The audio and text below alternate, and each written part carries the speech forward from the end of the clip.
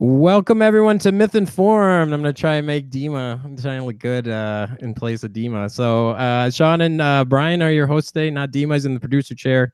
What's up, Dima? Today we have with us the eminent Mr. Stephen Knight, aka Godless Spellchecker. Stephen is an accomplished podcaster with a large audience who, like us, had begun to dabble in the YouTube space. Check out the NightTube. He's an ardent advocate against the tyranny of religion, and he will be a speaker at this year's Mythcon. Welcome, Stephen. Thank you for the invite. Yes, I am a dabbler. You are correct. The NightTube, I love it. Absolutely. And I love the font. You've got a well-established blog that's really well written, as well as like podcasts that link right from that blog. It's well organized and really well done. And the podcast, you've been doing it for years and years and years. And like we've been podcasting for about 5 years now, and I've been listening to yours just about as long. And it's kind of strange, huh? Like back in those days, the atheist community, if you will, it's kind of seemed like there was this faction between like the podcasters, the people that went to the cons, like the Aaron Ross and the Dylan Hunties, and then the YouTubers. And now all of a sudden, we're starting to kind of intermingle those groups. Have you noticed kind of the same thing? Yeah, it's interesting. I think people are giving podcasting the due it respects a bit more now. Obviously, like someone like Sam Harris, I seem to remember him making almost disparaging noises about podcasting at one point, and now it's a regular thing for him, and he's brilliant at it. He's reaching a wider audience, and he's in control of his own editorial in a way that he wasn't before.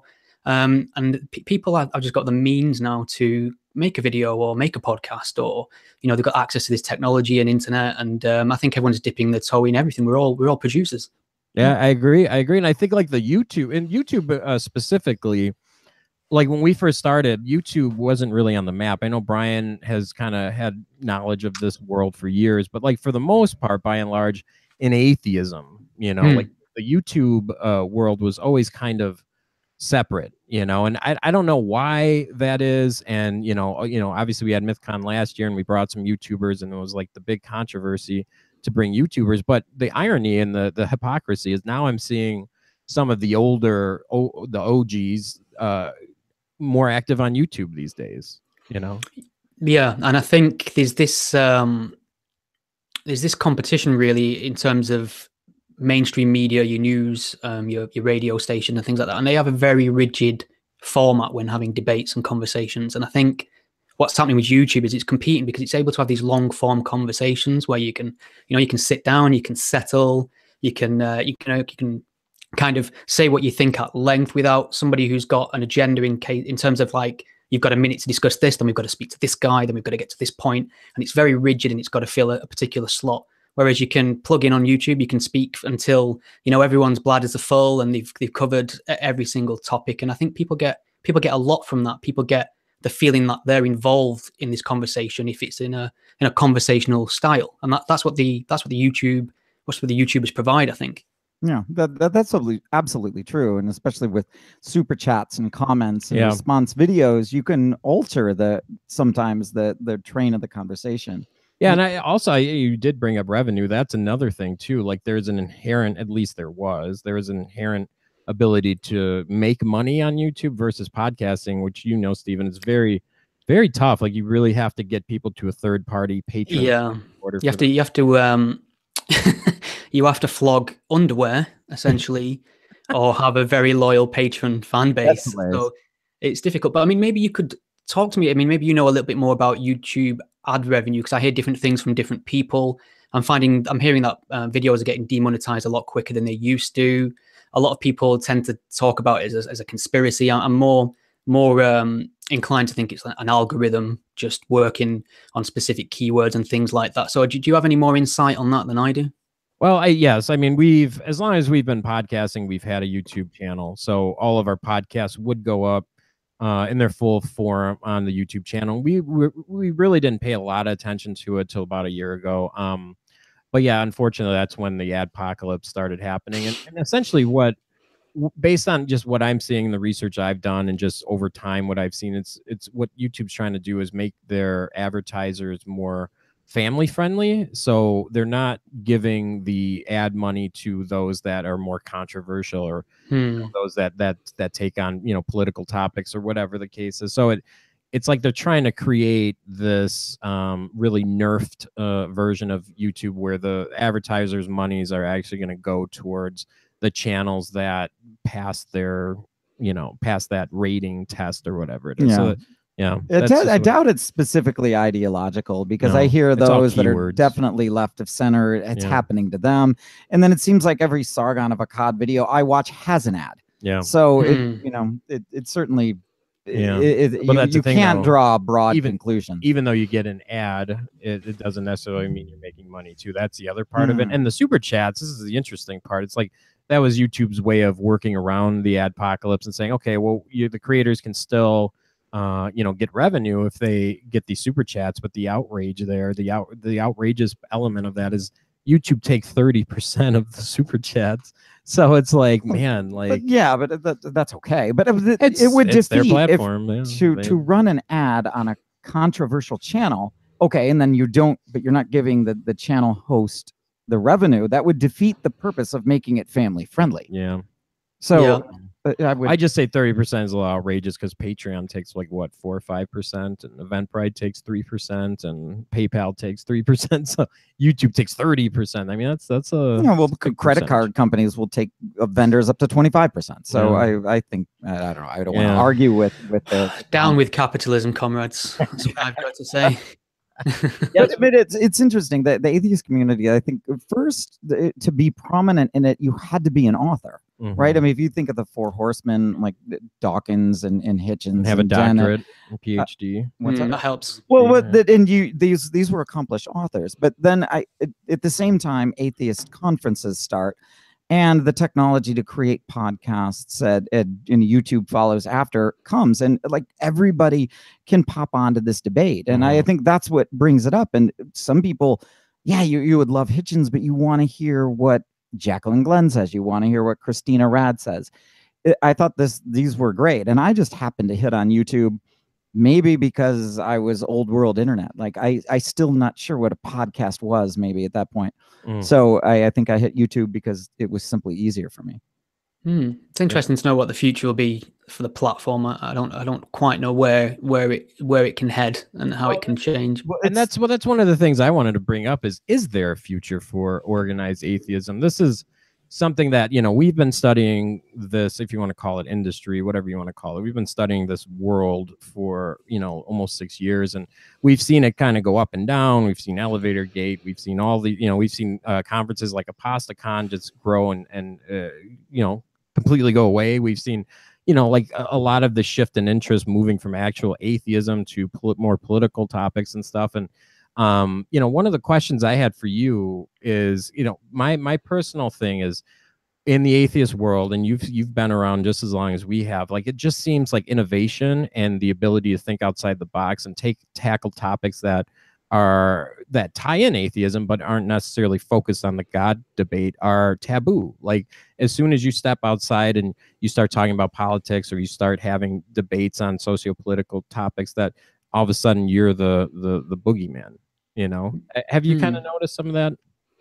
Yeah, I think two things has happened really. The election of Donald Trump definitely amplified this. I think it started before. I think the appetite's changed. I think people want a little bit more now. I think they feel, in a sense, that this atheism argument, especially if we're talking atheism versus the Christian God, I think they feel that one's won. I think they feel that one's been put in its box, and I think there's an appetite for something else, something more enlightening, to go after different taboos. Because we talk about atheism going for religions, but these are new religions popping up that are actually godless. When you look at the far left social justice warrior, certain aspects of that. There's a third wave feminism, certain aspects of that have got dogmas and taboos attached to them. And I think what's happened is a lot of people have just started trying to apply their critical thinking and their rational outlook to these other ideologies that are popping up. And there's a group of people who are not too keen on doing that, who want to tell you to stay in your lane, essentially.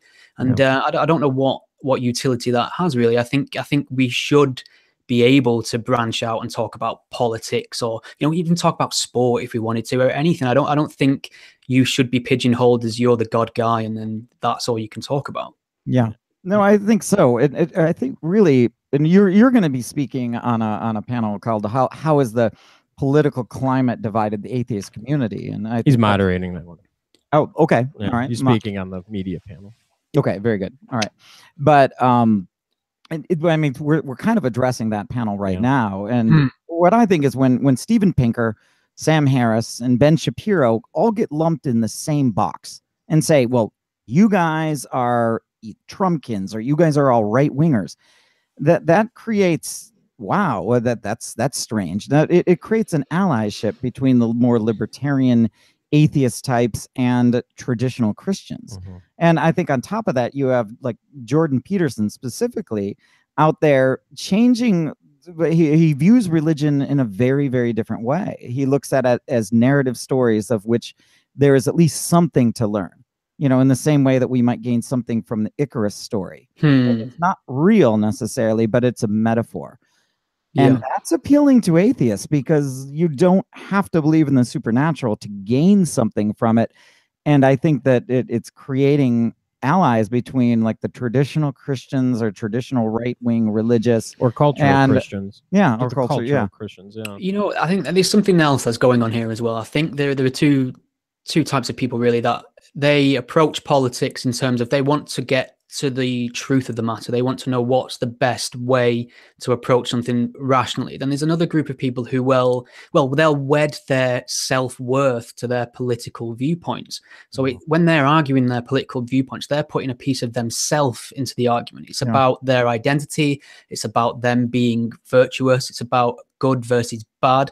And that's when we get into trouble, when people start bleating about the fact that Sam Harris is talking to a right-wing conservative. How dare he do that? How dare he bring movement atheism into disrepute by doing that? And all that's happening is two people are having a conversation. Two people are being civil. Two people are sharing their disagreements and working it out. And they're doing it in public, which is a great service, really. We're seeing ideas collide in real time and we can draw our own conclusions from it. And there's a group of people now that seem hell-bent on anyone that doesn't fit a very slim criteria in terms of, it's usually left-leaning liberal politics. They're out the club and we shouldn't be speaking to them. And I don't know what they're trying to achieve with that. They're not going to change minds and they're not going to learn anything either.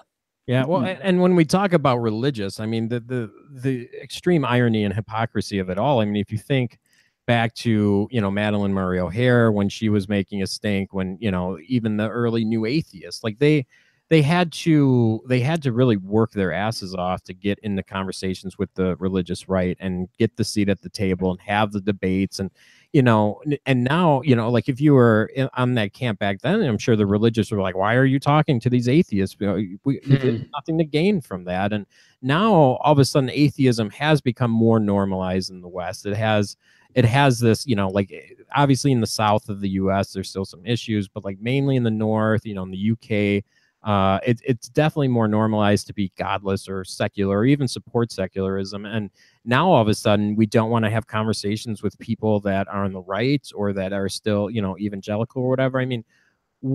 Like, how is that? Why would that change? That's such a shift from our foundations of being able to challenge people critically by asking the right questions. Yeah, I think there's a bit of laziness setting in as well with the feeling of accomplishment at winning the battle. And I always really value sort of John Stuart Mill on this idea of living truth, that unless you are constantly flexing your arguments, they become nothing more than dogma. You're just reciting dogma, and then you're left exposed to new forms of arguments against them. Whereas there's a group of people now who treat principles and arguments as if there are sort of video game checkpoints that once they've reached that, they no longer have to revisit or reaffirm or reinforce or re-argue for these principles. And my point on that is if something was worth arguing for yesterday, it's worth arguing for today. And you don't get to say that someone who's got an opposing viewpoint doesn't get to say that viewpoint because you feel you've already won the battle. I think you've got to constantly fight for the principles that you find valuable. Exactly. Yeah. And like we in the atheist world, we would always look for allies, and we were always, like when we got into this game 6 years ago, it was really trying to figure it all out, trying to understand all the different nuances, all the different people, all, who likes who doesn't like who. And for the most part, I'd say people kind of banded together. They worked together. They worked on different projects. Obviously, there's infighting. No matter, we're all humans. There's always, anytime you get into groups, there's infighting. But like we had an exchange the other day, and I don't even know who this guy is, Ryan Bell.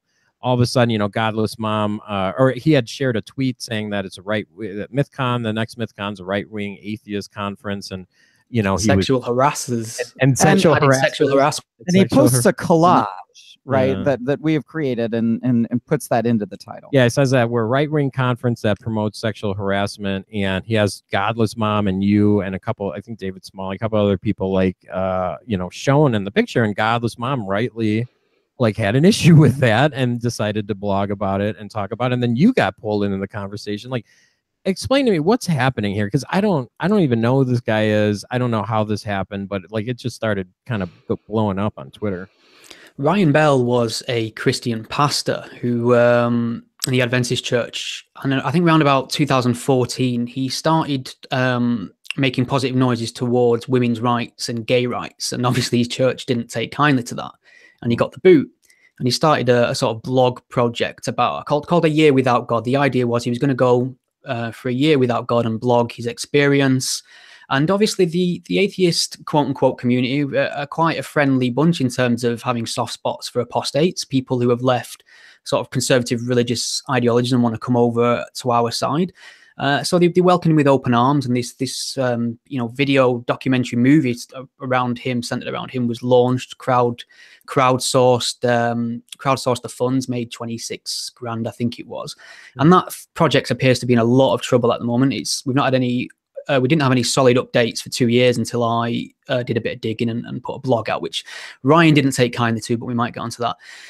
So what I've seen with Ryan is he's basically made a name for himself in atheist circles now off the back of the goodwill afforded to him on this Year Without God project, blog and film.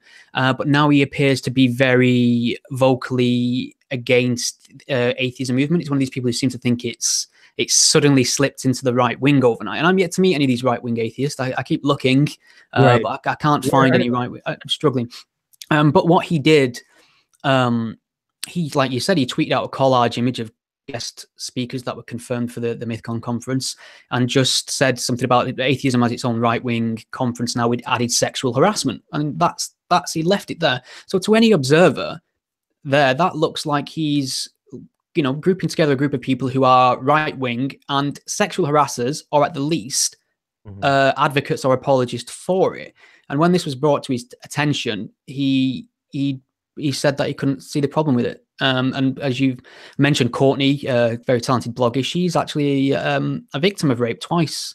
I believe she put out in her blog the other day. So that can't be nice to see your mug up there, under the label of sexual harassment when you've had that experience.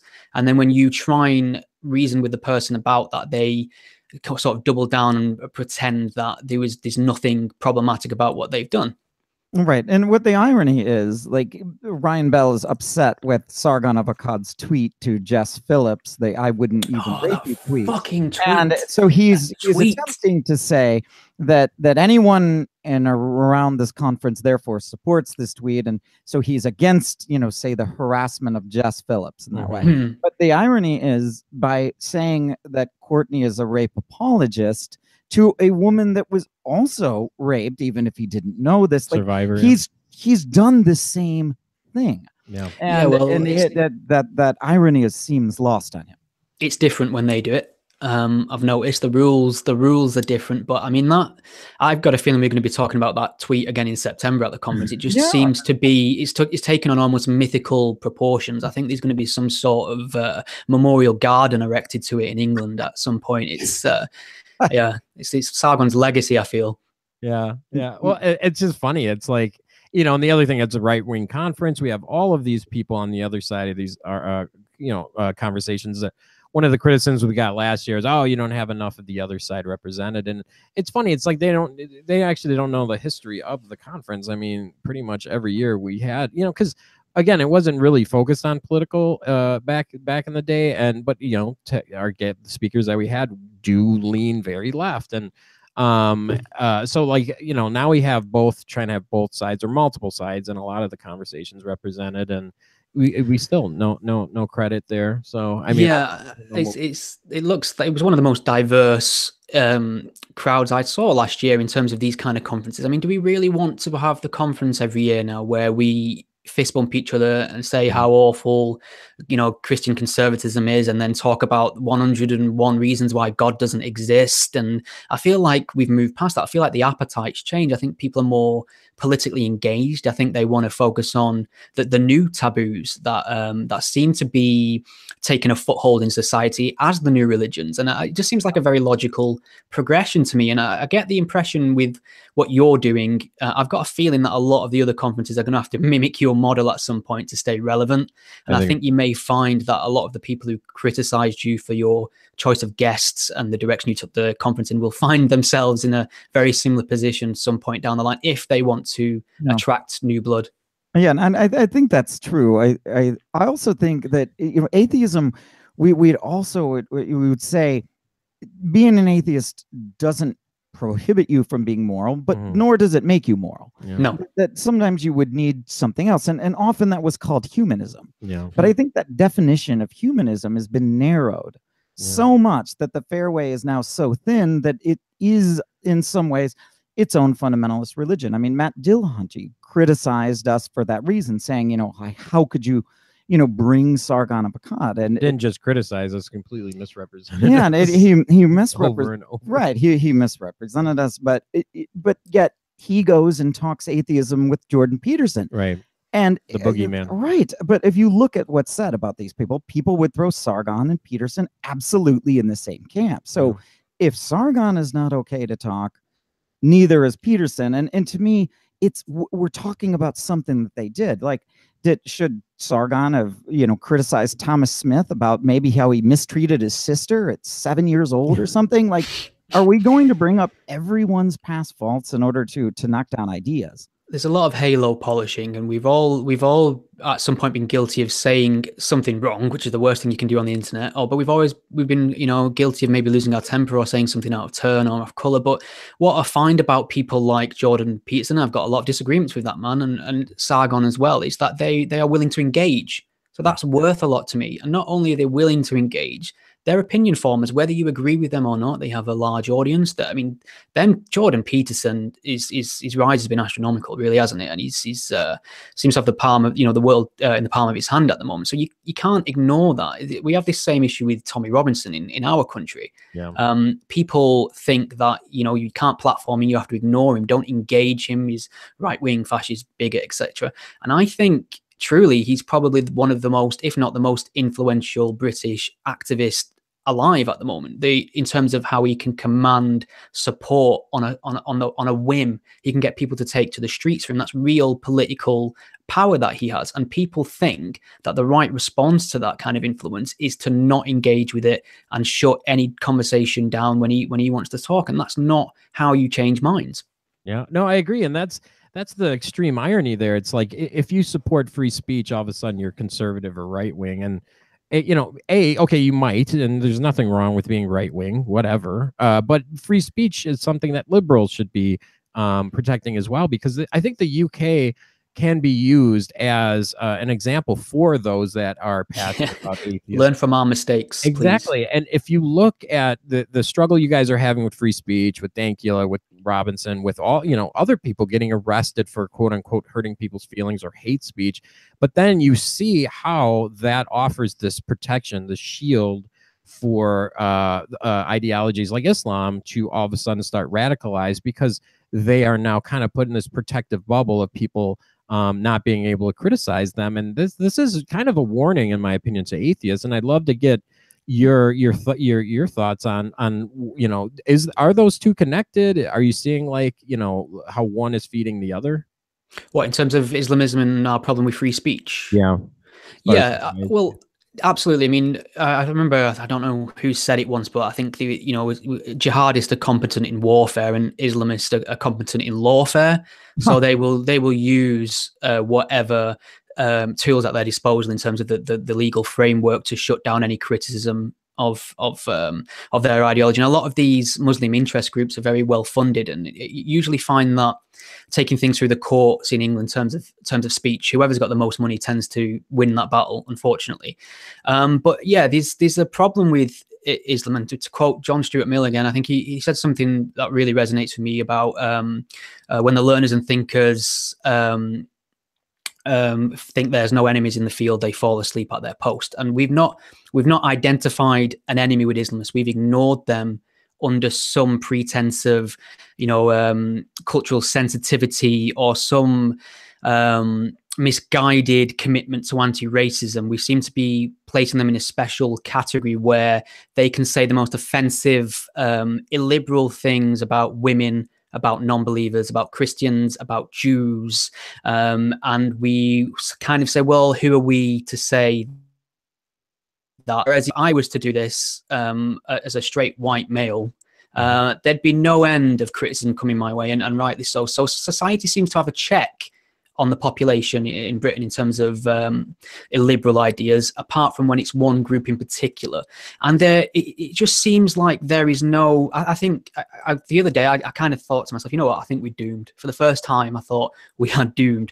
I mean, I went to an anti-Sharia march in Manchester last year, just to cover it, got some video footage, and there was some LGBT activists there in support of Muslims, to show solidarity with the Muslims. So it's fine. So I went up to speak to one of them, and I said, I mean, how do you feel about the fact that when we poll British Muslims, 0% of them will say homosexuality is acceptable? Right. And a large, I think over 50% of them would say that it should be illegal. Do you not think that's something you feel you could speak out about? And I've actually got this on video, and he responds as if he's not even heard what I've said. He openly says, there's no reason to believe that there's any specific problem with the Muslim community in terms of homophobia.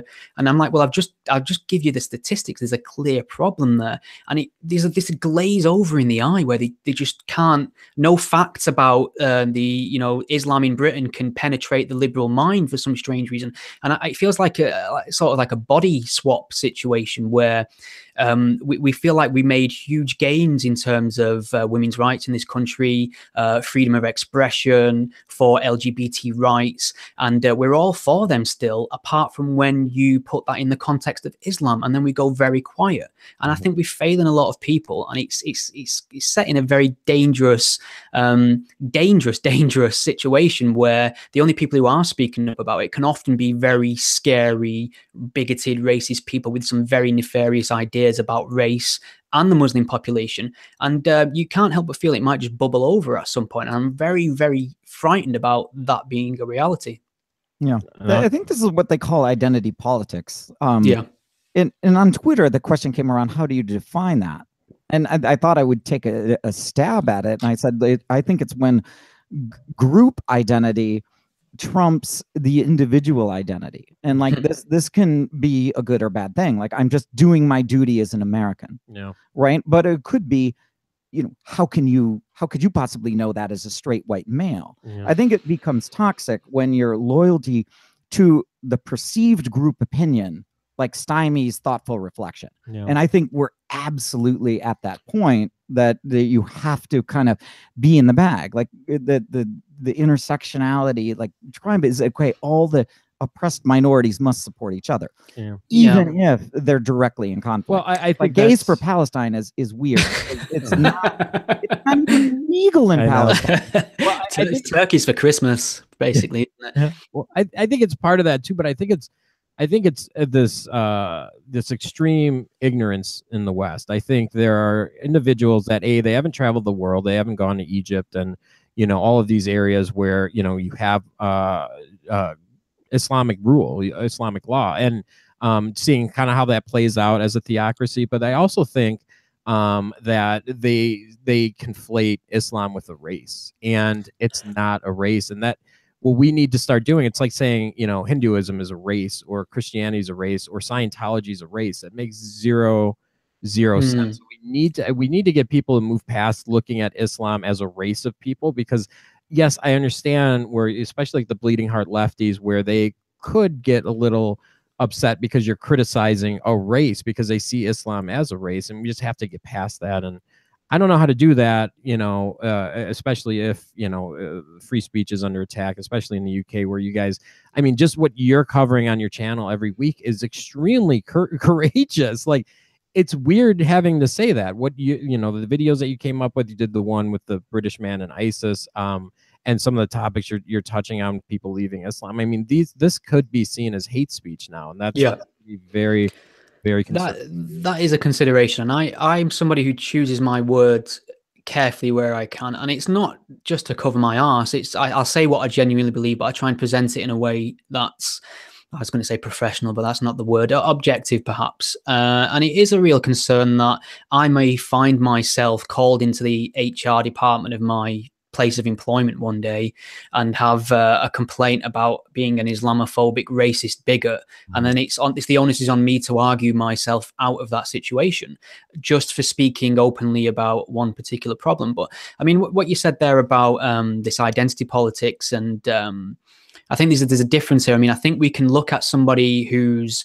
one thing, maybe gay, for instance, and we could think, well, perhaps they have a valuable experience they can share. That's one thing, thinking that somebody might have a valuable experience. The problem I think we're having is that we're validating arguments based on traits before we've heard the arguments, and we're not treating all arguments objectively. Now, I'm not going to accept a bullshit argument with somebody just because they're black, in a wheelchair, and a lesbian. I don't think that makes any sense, and I don't think. I think it's a kind of it almost is a racist viewpoint to patronize people in that way, to say, well, I'm going to champion your argument for the very reason of your skin color or your sexual orientation or whatever. And I don't think that's good for these communities that people are claiming to support, really, by not treating them with the same standards of objectivity as you would anybody else. Yeah, I think it's situational. It definitely is. I mean, like, imagine if there's Armageddon and all of a sudden you have a group of people, you're going to put those people based on their skill sets in the positions you want them, the doctor, the whatever, the accountant, whatever. Podcaster, the podcaster, exactly. Yeah. But but seriously, you better learn to garden. And and you totally get past race and gender and all of that stuff, and it's based on real life experience. And like, I understand people have different experiences based on where they live, what they've gone through and all of that. But at the same time, to say someone's opinion is more important than someone else's opinion based on race or sex or whatever, I mean, that's racist. Yeah, but you might be extraordinary if you were a black lesbian in the wheelchair, depending on your story. But you might be boring and ordinary. I mean, may or may not be worth listening to.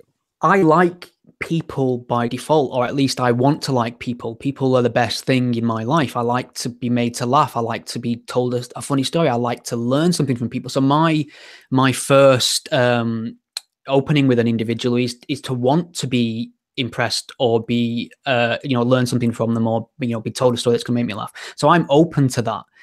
By default, I think it's when you start making snap judgments on people based on their criteria, there's a problem with. But this doesn't work the other way, really. And as I found out when I learned more about the ex-Muslim movement, this is something I have a huge soft spot for, really. And I was very naive about this. I thought that they would be accepted the way Christian dissidents would. I thought they'd be celebrated and championed. And not only that, a lot of them are people of color. They've got the brown card in the back pocket. The lefties love that. Surely they will be rallying behind the ex-Muslim cause.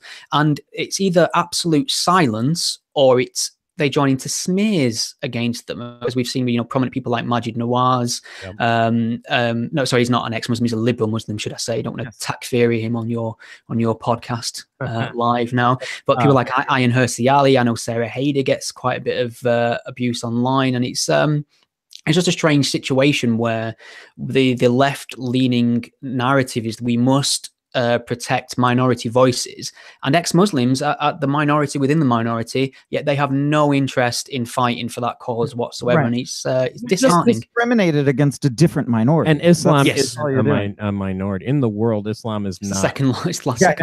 Isn't it? Globally. So this is the problem with looking through We a should be very protecting the Scientologists. American or Western European lens. And I do feel it's harder to make this argument with my American cousins, obviously, because you have a different experience of Islam in terms of your population, and you have a sort of nationalism in the sense that I mean, I appreciate I'm generalizing it, but you openly expect people to adopt as Americans and whatever that is. You welcome people to the most part, but they become American when they're there. And I don't think that's a bad thing, but in England we seem to have we seem to have, sorry, go ahead. Yeah, you're right. It's stronger here, although we aren't without our problems. I mean, I take your point, but for example, like at the University of Michigan, now this is in like a very red, blue, purple state, right in the heart of the Midwest. You cannot say America is a melting pot on campus. That is a microaggression. But then this is kind of like the basis of why our Muslim population is much more integrated. Our Hmong population is much more, like, all the minority populations are pretty well integrated, because of the melting pot idea. And at least there's a force right now present to try to get rid of that. And that sucks. But right now, yeah, you guys are different. I think you have a larger population, but the average Muslim American makes more dollar-wise than the average American. Okay. And, so it's hard to say that they're anyway financially oppressed, but in Britain, that's definitely not true.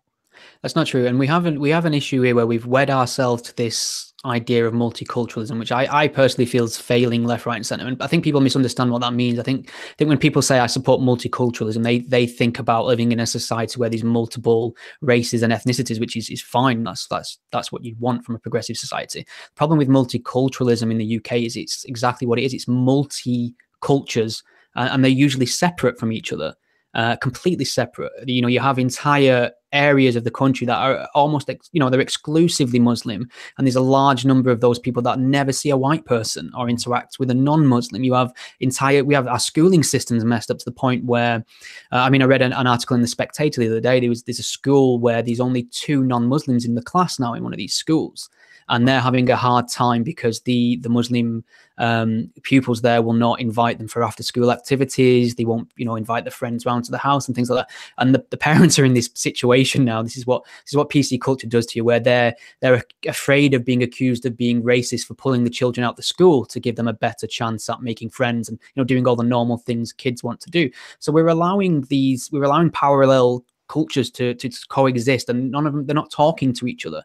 And I don't think that's a very way to have a very conducive society. Yeah. And if it was reversed, if this was a school of almost all white people and 2 Muslims, and they were not being invited into the white Christian people's homes, this is maybe something for like a school project, like address, like, okay, we need to stop this. And because, again, the white people, the majority could never be oppressed. Well, this is bullshit. Individuals are oppressed. Yes. Like, it doesn't matter if 98% of them were one way and 2 the other. All 100 are being oppressed. You can't say that it's worse just because there's 98 on one side and 2 on the other. I should have qualified all of this with a throat clearing about not all Muslims, because it's always mandatory whenever you discuss this problem. I think I need a T-shirt that just says not all Muslims when I'm discussing this issue, because when you try and like these thousands of perfectly decent Muslims in Britain who are perfectly valuable members of society, you would not have any reason to worry about whatsoever. They're wonderful people. I know many of them, but I'm not talking about them. I'm not worried about them. I want to talk about the problem. And the issue is you can't talk about the problem without being dragged into accusations of generalization, no matter how specific you're being in your language and where you're pointing your finger. And not everybody's a lost cause that's even radical either, right? I mean, and Majid Nawaz is among the best voices out there. And not only would he be considered like a hardcore conservative radical, but he was a recruiter for the Islamist group Hezbollah Tahrir. And now I've done a complete 180 and runs a program for like de-radicalization as well as this is amazing. This is like the pluralism that they're trying to push. So here's the issue with that though. Majid Nawaz has to have a panic button in his home from the threat of British Muslims. So I mean, this is why I was in the mood of we're all doomed the other day, because it's not, you know, it's just to solve the problem of Islamism in the UK right now is a massive uphill struggle before you even take into account the problems of the Middle East and elsewhere. Right. And it just feels like if you're a liberal Muslim in the UK speaking out, you know, you can count the numbers of that on one hand, and your life is in danger because of that. That really tells you the state of the situation we're in. I mean, that's why I get so disheartened when I see people fist bumping over this whole Nazi hysteria now and congratulating each other on standing up, you know, bashing the fash, standing up to the big fascist problem. And it's of no consequence to themselves or their reputation or their livelihood or their family if they vocally say Nazism's a bit bad, isn't it? But you take a look at the most prominent critics of Islam and you see what kind of conditions they have to live under and what sort of abuses they have to put up with and genuine threats to their life. And I think that's one way of judging what a bigger threat might be in 2018. Well, that's the scary thing with you, with individuals such as yourself being so hamstrung with even taking on the topic. That's what's really, really concerning for me. You know, in the US, we still have free speech. You know, we do have people online that think they can dictate what we can say and what we can't. But at the end of the day, you know, we can essentially do what we want, even with the public outrage. But, you know, even you taking on the topic of Islam, and yes, we understand it's not all Muslims because, you know, it's not all Scientologists. It's not all whatever, you know, but you should still be able to critique the ideology that is behind. It's those Muslims that hold radical ideas, right? Sure. Those Christians that hold radical ideas, those Scientologists that hold radical ideas. To me, what burns me more is when traditionally liberal outlets like join in on this. Jordan Peterson often asks, how do we know when the left has gone too far? We know that the right has gone too far when they advocate for things like racial supremacy, right? But where do we know the left has gone too far? And one of the best examples is the Southern Poverty Law Center, putting Majid Nawaz, who is just an amazing reformer and an amazing voice, takes his words carefully, and, you know, calling him an Islamophobe. You know, I don't know if they particularly said native informant, but others have, but they've smeared him in such a way, to me, that I don't know if their reputation can ever recover, even though they have apologized and even given $3 million to his organization. I thought that's the best $3 million the SLPC has ever spent. Well, that's insane. And I mean, this is maybe a side issue as well, but I seem to remember at the time when they put him on this list of, it was like a field guide to anti-Muslim extremists. It was supposed to be, you know, passed out amongst journalists so they could decide which Muslims were worth talking to and which ones weren't, which is not particularly good for when you're trying to run an anti-extremist organization. But one of the things they did as well in terms of their rap sheet on Majid Nawaz was include the fact that he'd been to a strip club for his stag party. Well, I think you might say bachelor's party. And that's incredible to me that we're having non-Muslim supposed liberals reinforcing a conservative idea of Islam, that there's an authenticity test that they're applying to Muslims, which promotes conservatism. And I cannot see them doing that for any other group or minority. But we're told that to be a good Muslim, you know, I mean, I see it all the time whenever there's a suicide bomber, someone will write in The Guardian about, well, he wasn't really a Muslim because he was known to take drugs and drink alcohol. And it's like, well, who are you to apply, you know, where did you get your degree in Islamic theology for a start? And why are you saying that the only good Muslim is an ultra conservative, pious Muslim? And I think it's a very strange approach to be taken. But this is what, like, the automatic allyship between, you know, those that are oppressed and then, quote, the allies, which must support all of the oppressed, even though the allies many times are subordinate, right? They're often like, stop tone policing. You don't know our outrage. And this is where I think that's why I defined identity politics that way, is where this loyalty to the perceived group opinion trumps any kind of real reflection. Because if they would be saying the same thing about a Christian, they wouldn't. They simply wouldn't, and they're not looking at the ideas. They're looking solely at the characteristics. Yeah, I think I tend to be very suspicious of hitching my wagon to groups or organizations. I mean, I support some organizations, but I don't think they need to be everything and all things to me at all time. I think you're much better finding some good principles to navigate this this sea of noise at the moment, and I think they'll serve you better than hitching yourself to a particular identity or group politics, for instance, because it quickly comes, you're faced with some huge cognitive dissonance when you're faced with objective facts that dismantle your worldview, and you can't respond like a rational person anymore because you're so far wed to this idea of a virtuous social justice warrior or advocate of intersectionality or humanism or whatever.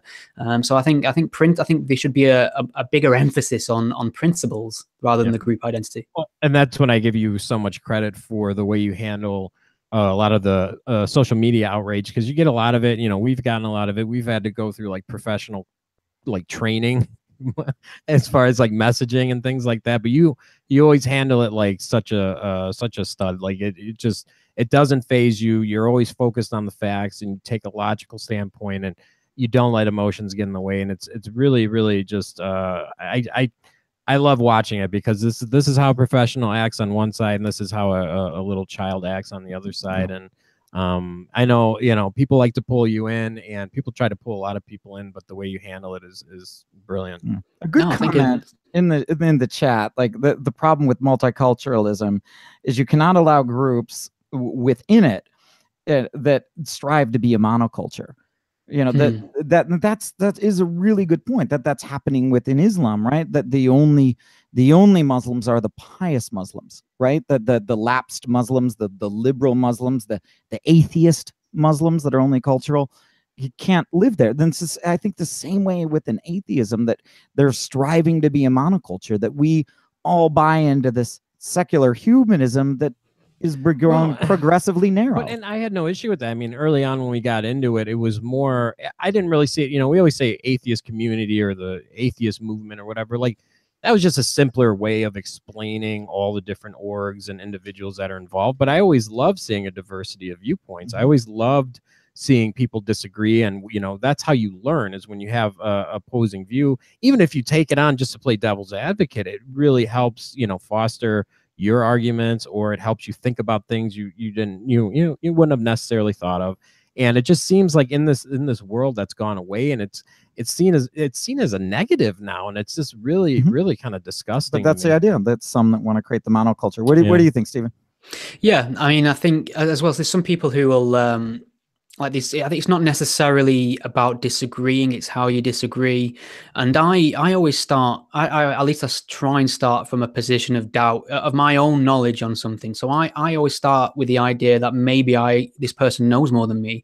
And this podcasting for this many years it's been like a free education, having authors come on, activists, and talk to me. And I've heard somebody make a compelling argument for something on one episode that contradicts an argument on another episode, but I found so much value in both of them, and I can kind of push them together and try and pick out what makes sense to me. And a lot of people don't want to approach it like that. It's my view versus your view, and it's a battle, it's a war, and we must have a victor. And that's not how knowledge works, and that's not how you grow, and that's not how you develop your ideas. I've learned so much over the last 4 years just by listening, and a lot of my viewpoints have shifted or progressed and changed, and I think that's a good thing. Like you say, a lot of people kind of reluctant to admit that they've changed their mind, or admit that perhaps a viewpoint they once held is no longer accurate or correct, and that's not indicative of an actual thinker, as far as I'm concerned. I think, what do you think about like this happening on the political right as well? Because clearly I see the insurgency on the political left, and I think we've talked about it most of the time. But I read in Quillette magazine there was an article about Red State, which is an organization, the Republican organization, and they were booting the bloggers that were critical of Trump. That's interesting. Well, I think we've always known that the right-wing conservatives are no better on free speech than the far left. It's just that of late, the right wing have managed to use the issue of free speech to batter the left with as sort of like a stick. I think there's a little bit of glee and gloating in the fact that they can stand up and say we're for free speech and the left isn't anymore. I think they've stole it because everyone knows free speech is a good idea. It's just that the left seem unwilling to defend it anymore. So the right are taking credit for it. There was that Day for Freedom in London that I went down to cover, and there was a lot of people there who could, I suppose, plausibly be described as right wing, sorry, and they were making a big point of look at us as right wingers defending free speech. Where are the left? It became a gambit in their war against the left that they now have this. So I don't for a second think that they've got a sincere commitment to it. I think once someone transgresses their ideological viewpoints, they'll close it down, as you've just mentioned with your example about Trump criticism. But I think I like to make a lot of noise about supporting free speech at the moment. Yeah, well, I think Dankula brought up I think he brought up one of the best points I heard in that, and it's kind of like the whole thing we've been discussing with the atheist world. Like, in the UK, you may get the extreme right into office. At some point, the extreme right may take power, and then they can utilize those same hate speech laws against those that are on the extreme left, like Antifa and all of that. And it's like, you got to be careful what you wish for. You got to be careful what you're fighting for, because it can always be used against you. And I think Dankula is spot on with that. Well, yeah, I mean, we've seen that with Trump. He was during the run up to the election, he was championed as this guy who was going to protect free speech. He says what he thinks. He's gonna, he's anti-PC culture. And then what do we see when he gets into office? He starts making, disparaging comments about the press and talking about new regulations and things like that. And he seems like someone is for free speech when it suits him. And he's not. It doesn't just strike me as a man of principle. Yeah, no, he isn't like a Christopher Hitchens style free speech kind of guy. Yeah. Not well informed. Like, unfortunately, he's just not. So if people think that the far right, especially on an extreme right leaning government, is the answer to the problem we have with PC culture and the problem we have with transgressions on free speech, they're in for a huge surprise if the right ever get into power. The far right, should I say? Yeah. And I think the most sensible thing to do, which I didn't see after the election, and again, my naivety coming through, I assumed when Trump was elected, the left would get their shit together and start thinking, okay, there are certain key issues that we have dropped the ball on, and we need to reclaim them for the next election. And what they have done is they've just doubled down on all the things that they mistakenly did before Trump was elected: the bigotteering, the labels, the screeching hysteria. Everyone who voted Trump's a racist. Everyone who voted Trump's a bigot. I mean, I remember everyone who's a liberal that argues for just what you did, like Mark Lilla in the WAPO, I think 7 days after the election, gets booted over to the right. And they're like, well, we've tech-feared you from the left, and it's bizarre. I wanted to get back to, like, do you draw a distinction between, like, the Count Dankula thing? To me, seems just this obvious violation, because they've like accused him of, like, offense, essentially. Yeah. Like, if they were going to accuse him of inciting violence, at least that's an actionable charge. And maybe it's true, maybe it's not, right? But you can argue, but offense absolutely shouldn't be an actionable charge for the government. And the way I see the latest Tommy Robinson thing is more, not so much like the same thing, but rather in a kind of an obsession with jury tampering that the UK seems to have that the US doesn't. Yes, so I can imagine the Tommy Robinson thing can be very confusing to Americans on the outside looking in, because I didn't know you didn't have strict contempt laws. And I find it very peculiar that the press during active... No, we filmed the OJ trial. Yeah.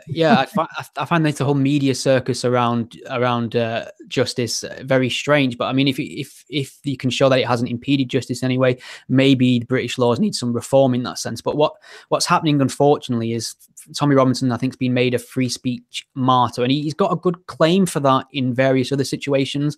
I don't think he has a good claim for it in this latest one. I think he is in clear violation with the law. I just recorded a podcast on this. He's been treated no differently than I would be, or any other journalist. The difference is any other journalist, trained journalist, would not have done what he did. It's you know, it's lesson one. Contempt of court. So I mean, there's good arguments to be made maybe for reforming the laws on contempt and media bans on reporting active cases, but to say that there's a government conspiracy to shut Tommy Robinson off and you know, wheel him off into secrecy and lock him up for doing nothing is not painting an accurate picture. Or a blend, right? I mean, when I look at the OJ trial, do you think that jury could have possibly been tamper-free? Right, this was the big story, and it ran for months. Yeah. There's simply no way that they couldn't have seen some of this. So, you know, well, you've got a celebrity in the mix. The main thing. The ideal. Say again, sorry. I said perhaps the middle ground is the ideal. Perhaps America could benefit from a little bit of like the super zeal that the Brits have. And you guys there's quite a lot of misinformation about what had happened with that Tommy Robinson thing. The narrative was spun that the media weren't reporting on it. We wasn't hearing the truth. Well, the media had reported on these cases extensively right up to the moment the trial started, because they know it's not wise to report on active proceedings. So every single national UK newspaper had a list of all the defendants' names, where they lived. In many cases, it had pictures of them, told you the court dates, etc. And that's where they leave it, because they're only really on safe ground commenting after the verdicts have been given. And Tommy's not to know that. He's not a trained journalist. So it's not a case of I'm down the pub trying to have a pint and I say, you know, these guys are guilty, you know, lock them and throw away the key. And a police officer is going to tap me on the shoulder and say, down the station, sunshine, because you're in contempt. That's not how it works. We're not stifling free expression in that sense, or opinion or public discourse. We're trying to stop mass reporting of an active case, prejudicing a jury or active proceedings, because it can lead to a mistrial. You know how sneaky lawyers can be in terms of trying to get defendants off for technicalities and things like that. And it's very easy to do. So I think there may be areas where we can reform that and tweak that, but I think on balance, when you're talking about such serious crimes as, you know, underage, you know, rape basically of underage people, minors, I think to err on the side of caution in terms of protecting that process, I can't see much fault with that at the moment. Yeah, well, I think one of the areas that's really going to be affected by we're already seeing it even in the US and especially in the UK, is entertainment and specifically comedy. And I know you had Ricky Gervais on your show, which was awesome and great get, by the way. But his latest special really was talking about free speech and the importance of it. And he went after pretty much any. That surprised me. And I don't know why. I thought because you kind of, I mean, look at, he's a millionaire, he's successful, he can do what he wants, he's got fuck you money essentially, he doesn't have to answer to anyone, he could get anything made, greenlit, he could coast now and take the easy option and not invite any controversy, go out there and tell, you know, observational comedy, and people would still line up to see it because he's a very talented comedian performer, but he didn't. He really went for a lot of the big taboos, and I found that really impressive. Yeah, I agree. And that's one of the areas we need to protect, because historically entertainment and that type of commentary, you know, criticizing those in power, criticizing the norms of society is how society evolves, and, you know, how you figure out, you know, you should be laughing at this, not taking it so seriously. Do you not feel that's gone missing a little bit of late? I think we used to rely on our comedians and political satirists to poke fun at the areas of our society where we were told you can't poke fun at. They were the guys who could say the things you couldn't, you know, and now they seem to be playing it very safe. And I used to love watching Jon Stewart. I'm very impressed with what he did. But I often found when he cover sort of an Islamist attack, now there's lots to poke fun at there as a satirist. You've got people who, you know, think they can detonate themselves and get virgins in heaven. They lose their shit over a cartoon. The jokes practically write themselves. But what you'd find with these liberal comedians like Jon Stewart is, instead of focusing on the primary issue of Islamism, he'd say, well, let's take a look at what Fox News is saying about this. And he would ridicule the right-wing response to Islamism. And I felt that was just a little bit cowardly. And I think in a time where you've got to fight Islamism on all fronts, and I think entertainment and culture plays a huge part in that. you know, putting comedy out there that mocks these ideologies, like we've had years of like Life of Brian, you know, lots of comedies about Christianity in Britain. We're trying to wear a sitcom about it was called The Real Housewives of ISIS, like a Jersey Shore type thing, but, you know, yeah, and everyone lost their shit. A huge petition signed for it to be banned, huge debates on radio, TV. A South African radio station called me to talk about it. That's how big it blew up. And this isn't the housewives of, you know, Muslims in Birmingham. Right, exactly. This is the housewives of ISIS. The extremists. Which, like, even Al-Qaeda is opposed to ISIS. Yeah. They're hardcore fundamentalists that are opposed to ISIS. Like, wow. Yeah. It was very telling, that whole episode, because this Real Housewives of ISIS, the things they mocked were suicide bombings and jihadi brides. And we're told that them things have got nothing to do with Islam. However, when that was broadcast, we was told how Islamophobic it was. So, I mean, you can't have it both ways. You can't say it's nothing to do with Islam. And then exactly correct. That's a great point. Yeah. Sorry, we both cut you off. Yes. That was a great point.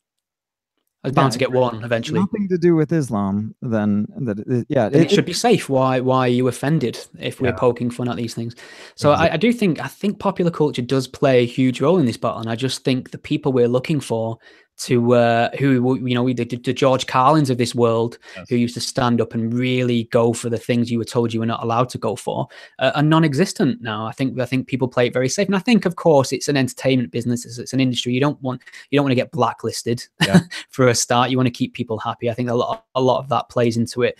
But I just feel I've kind of given up on comedy and entertainment for tackling this issue. And without the comedy and entertainment, I think that people. It helps keep you centered. It helps those that are normal, like, deal with the tricky situations in a good way. By getting rid of it, to me, this promotes reactionary responses. I mean, they don't like the reactionary right wing, but I feel like they've had an absolute hand in creating them, or certainly swelling the ranks. And also, you've got to look at the flip side of it. So this Real Housewives of ISIS thing, I made the point at the time, look, do you want a young, impressionable Muslim girl from Birmingham to get their first concept of jihadi brides from a sketch show taking the piss out of it? Or would you like her to hear about it from some charismatic recruiter who's trying to get her over to Syria, and she's got no concept of what this means or what it's involved in? And I think that's a very, you know, I think that's an important thing to consider when we're saying we can't mock these things. You're actually disadvantaging Muslims in a sense.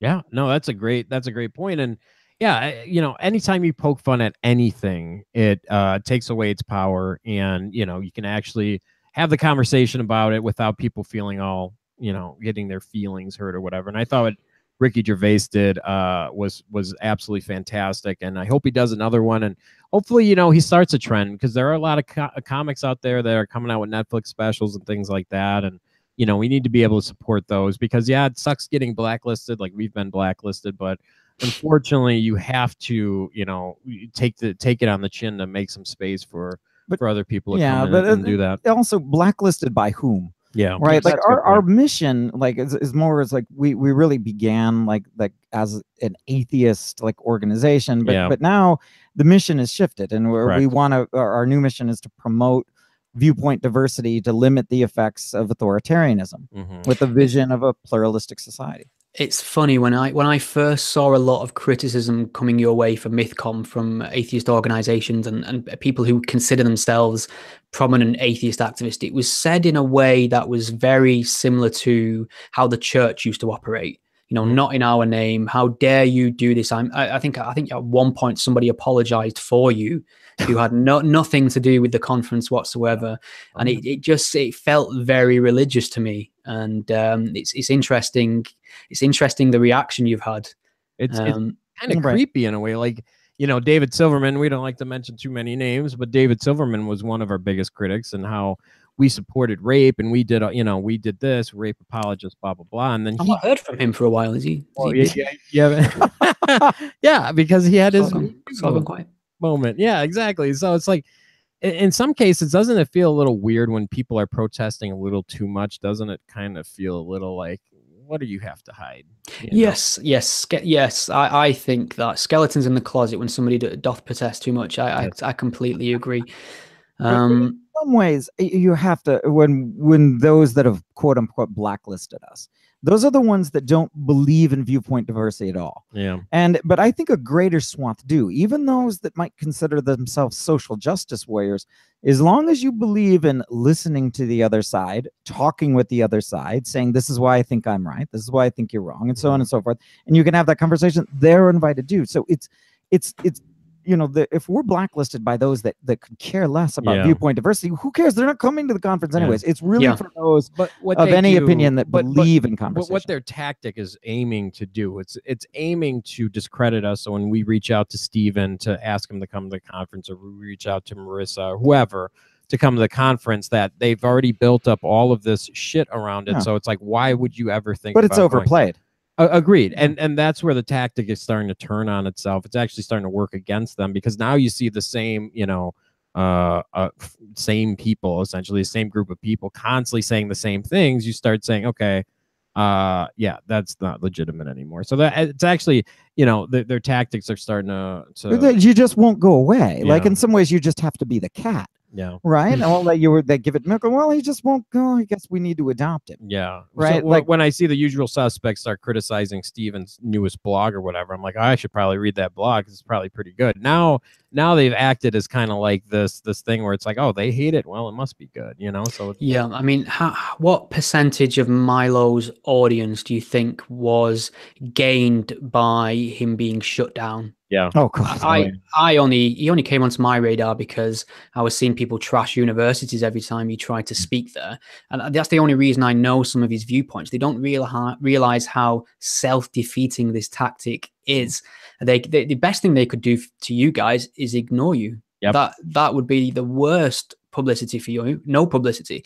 And I think what's happening is people are starting to see that you are reasonable guys and you are approaching this in a professional way, and you're bringing in people with different viewpoints, and it's exciting. One of the first things that got me hooked on this idea of this God debate was that I grew up in sort of a culturally Christian environment, and we was always told you must respect beliefs, you must not talk ill of Christianity. And then when I saw Christopher Hitchens going for it, it was exhilarating. You suddenly learn not only are you allowed to do these things, then actually it's probably worthwhile. Maybe you actually should do it. And I think that's what's happening now. We're getting these new taboos, new ideologies, new religions, and what you guys are doing, you're providing a platform for that to play out in discussion. I mean, the way I saw the conference described before I'd spoke to you guys, I assumed it involved some sort of white robes. I thought there may be a lynching in the afternoon, perhaps. Yeah. And the hyperbole and the hysteria surrounding, and let's be honest, what we're talking about here, we're talking about a group of people sitting down and having a conversation in front of an audience. And if that's beyond the pale for a lot of people on the far left, then I think it's about time we just left them behind and carried on moving forward anyway. That's such a great point. It's the thing that I can't get past. It's like if we had like fights to the death on stage, and we brought out cage match. Cage matches and stuff, or like what Michael Vick was doing with the dog. Like I'd be like, oh yeah, I totally get what you guys are talking about. But this is 2 people on stage or 3 people or whatever. Just don't listen if it's that big of a deal. Sargon's so dangerous that we're going to put him in a cage. And that's the one thing that I've heard this again. I actually heard it this week, and that's the one thing that's really starting to annoy me when people are saying their ideas are dangerous. Their ideas are dangerous. Wait a minute. Actions are dangerous. Like when you do things, when you put people in harm's way, that's dangerous. When you have ideas, their ideas are supposed to be challenged. And if you don't challenge the ideas, then what the hell? Like that's when they become dangerous. If no one's challenging them, like get out there and challenge them. But they're threatened by these ideas because they know a number of these people at your conference poke holes in their ideology, and they do it well, and they're articulate, and their following is increasing.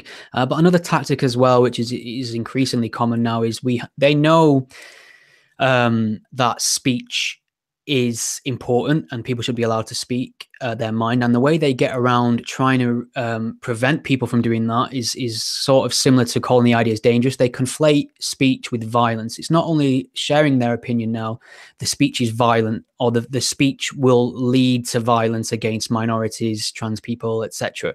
And that's the only way they can try to get a sort of coherent argument in their head, is if they conflate words with actual violence. Right. And the reason why you can do that is now you can invoke self-defense. Yes, because, exactly. right, I can punch back. So many things in self-defense that you can't normally do, right? If you were trying to kill me and I end up killing you instead, like, I can be off scot-free, but I cannot kill you under other circumstances. So I think they're using that mantle of self-defense in order to justify their tactics. I think so. You have to then say words are violence in order to claim that. So those things, I think, go together. Well, I know it's extremely late where Stephen is, but I just want to do a couple comments quick. I think he might. Sure, yeah, no problem. So Reed Nice Wonder says, now the video is mightier than the pen, smiley face. Okay, you know, maybe, I don't know, it's more entertaining. Chris Atheist Power says, is he in his PJs? Well, it's past. You know, I considered, I had a conversation about this with my girlfriend before I came up to record this, and I was like, shall I wear the Batman pajamas just for comfort? They'll never see them, but I opted for the jeans. I chickened out, I'm afraid. Oh man, that's funny. Yeah. Chris Atheist Power again goes, Ryan Bell ends his good standing with the atheist community. Okay, that's a joke there. I mean, okay. I'll just leave you with the fact that sometimes it's hard to know where Ryan Bell starts and Ryan Bell ends. Yeah, and because I don't even know who he is, really. I really don't. But Chris again, Mythcon is the vanguard of the atheist conferences. Thank you, Chris. Chris is very active. He's a better atheist than he is an actor, Ricky Gervais. That's a good one. I'll pass the message on. Yeah, that's a good one. But yeah, I mean, just a lot of comments in there talking about this conversation. And we're still looking, right? If people don't think we're into viewpoint diversity, I'll put it out here now. We're going to put it out publicly. We are still looking for one more person, ideally an academic that will be on the intersectionality to steelman it. We have reached out to many gender studies professors, critical theory professors. We cannot get one, but that doesn't mean that, you know, we just could be poor salespeople. So if you know of one, or you want to help get that word out, we are paying even. We will do this. We really want to get a person, especially if you're an academic, that will steelman the intersectional argument. Yeah, it's been it's an interesting challenge. We've spent 80+ hours emailing individuals, and nobody wants to come defend it. I mean, one did, but they could not make it because they were in vacation. But again, if you bring it back to the small scope of atheism, how many atheists would, back in the day, be like, oh, do you want to come defend atheism? Be like, yeah, when is it? And this is the weirdest thing with this intersectionality panel. But Music Man Mike's on there. He signed up. I'm really excited to have him. I think he's going to do a great job. Talking about I don't want to say defending it, because that sounds weird.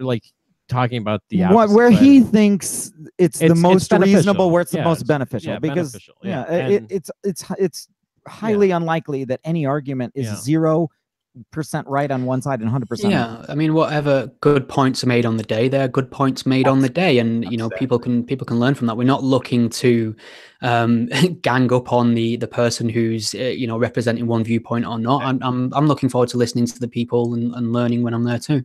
Yeah, and there's going to be people on the same side that are going to, argue over things too, or you know what I mean? Not everyone agrees on everything. Brian and I are very close, but we argue on things all the time. I mean, but yeah, Stephen, you are going to be on the atheist panel.